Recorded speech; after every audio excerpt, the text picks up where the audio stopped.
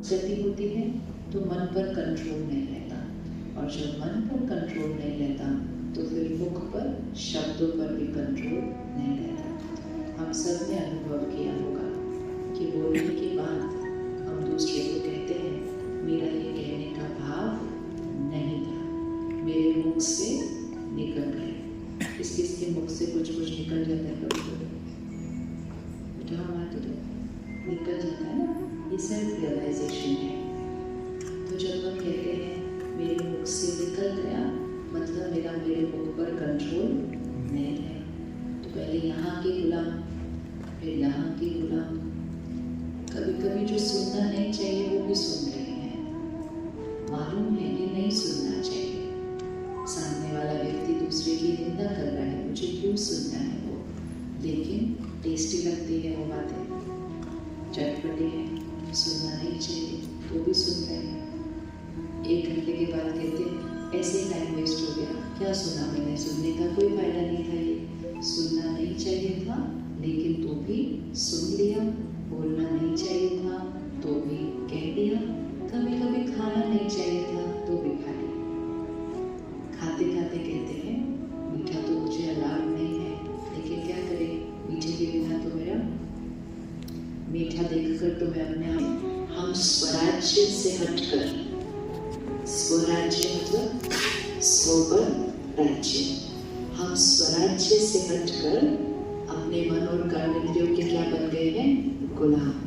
और राजयोग वो एक ऐसी विधि है कि हमें गुलामी से वापस आज़ादी दिलाकर हमें स्वराज्य का अनुभव कराती है।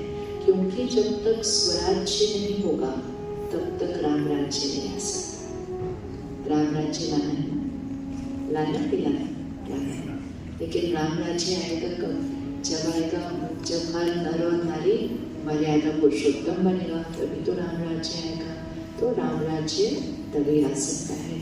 इसीलिए हम राजयोग सीखते हैं, और राजयोग सीखने के लिए हमें 2 शक्तियों को पहचानना होता है, एक मैं कौन और दूसरा वो कौन।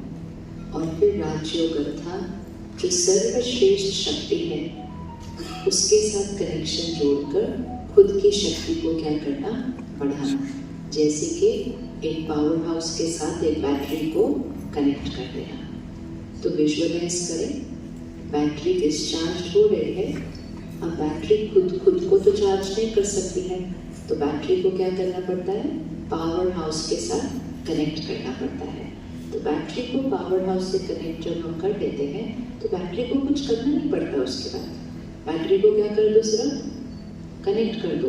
बैटरी वहाँ पड़ी हुई है, बस कनेक्टेड है, और कनेक्टेड होने से बैटरी क्या होती जाएगी, अपने आप चार्ज होती जाएगी।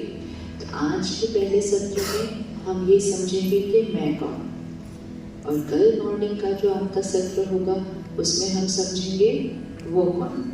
तो पहले सत्र में बैटरी कौन, दूसरे सत्र में पावर हाउस कौन, और फिर तीसरे सत्र में बैटरी को पावर हाउस के साथ कैसे कनेक्ट करके बैटरी को चार्ज करना है।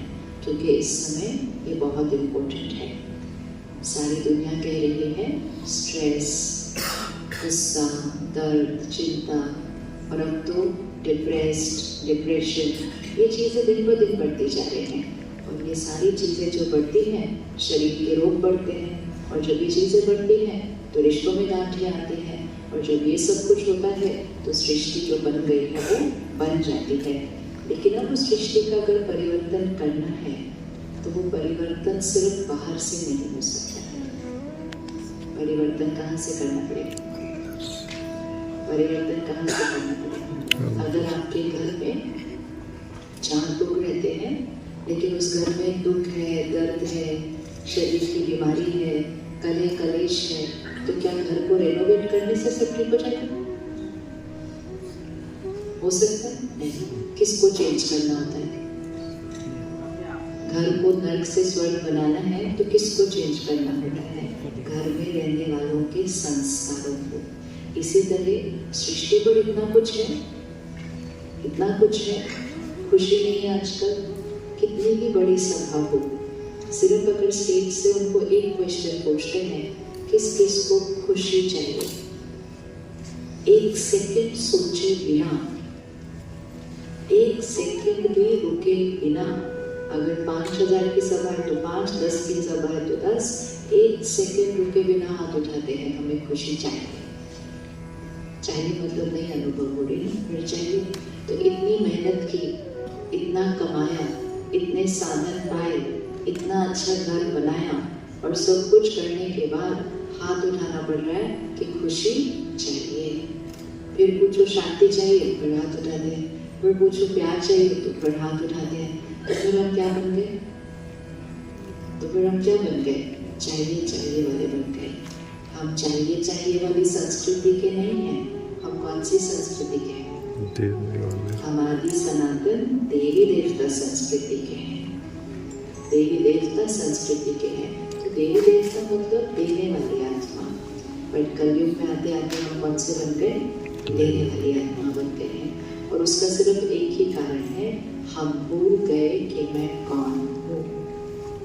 अगर एक बच्चा है, बहुत धनवान घर में पैदा हुआ है, उसके माता पिता का जो है वो सब कुछ उस बच्चे का है। बच्चा है तो वो सड़क पे जाके बोलेगा मुझे 1 रुपया दे दो, मुझे खाना खाना है। बोलेगा कि नहीं बोलेगा?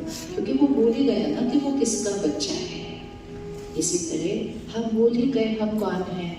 हम भूल ही गए कि पवित्रता, शांति, सुख ये तो मेरा संस्कार है। हम भूल गए तो हम कहते 1 मिनट शांति दो। बोलते कि नहीं 1 मिनट। वो वैसा ही है जैसे कोई जाके बोले 1 रुपया दो, मेरे पास चाय पीने को भी पैसे नहीं है। 1 मिनट शांति चाहिए। 1 मिनट तो प्यार से बात करो ना। खुशी आती है घर में तो डर लगता है, कहते ज्यादा खुश मत होना, चली जाएगी। किधर पहुंचे, कैसे पहुंचे? सिर्फ क्योंकि भूल गए कि हम कौन हैं। तो सबसे बड़ी चीज आज खुद को पहचानना, खुद से परिचय करना, खुद से एक प्यारा सा रिश्ता जोड़ना शुरू करना और खुद के जो मूल संस्कार हैं उनको कर्मों में लेकर आना।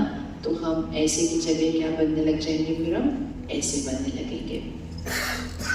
आज अगर कोई आपसे इस पूरे कैंपस में पूछे कि आप कौन हैं, इंट्रोड्यूस योरसेल्फ, तो हम अपना विजिटिंग कार्ड ही निकाल कर बाहर देते हैं कि नहीं देते?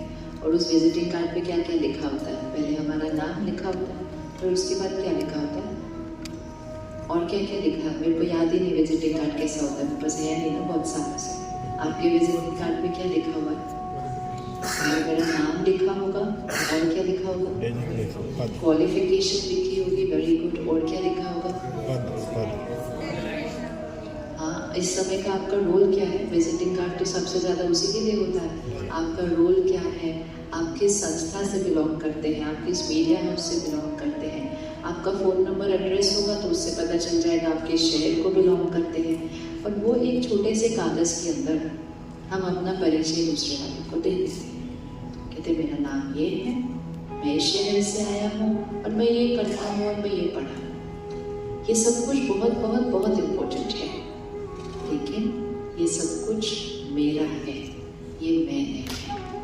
एक बच्चा पैदा होता है, सबसे पहली चीज़ उसको एक नाम मिलता है, लेकिन कुछ दिनों तक वो बच्चा बिना नाम के भी होता है। फिर कोई उसको किसी नाम से पुकारता है, कोई उसको किसी नाम से पुकारता है, हर एक अपना अपना प्यार से उसके लिए नाम बना लेता है। फिर उसको एक ऑफिशियल नाम मिलता है। कई लोग आगे जाके अपना नाम बदल भी सकते हैं। वो सिर्फ एक क्या है? वो नाम क्या है? पहचान। वो नाम एक लेबल है जिससे हर एक मुझे संबोधित करेगा। और इसीलिए भारत की संस्कृति में नाम बहुत ध्यान से रखा जाता है। अर्थवाचक नाम होता है, ऐसा अर्थ होता है जिससे हर एक जब उस नाम का उच्चारण करेगा तो एक बहुत हाई एनर्जी वाइब्रेशंस क्रिएट होंगे जाते हैं। छोटे छोटे बच्चों से भी पूछो आपके नाम का मतलब क्या है, तो एक बहुत ही हाई वाइब्रेशनल नाम का मतलब होता है। क्योंकि नाम सारे जीवन में सबसे ज़्यादा हम सुनेंगे, सबसे ज़्यादा उच्चारण होगा हमारा नाम। लेकिन वो नाम मेरा नाम है, मैं नाम नहीं हूँ। फिर उस बच्चे को क्या मिला? उस बच्चे को माता पिता मिले, परिवार मिले, धीरे धीरे रिश्ते बढ़ते गए। पहले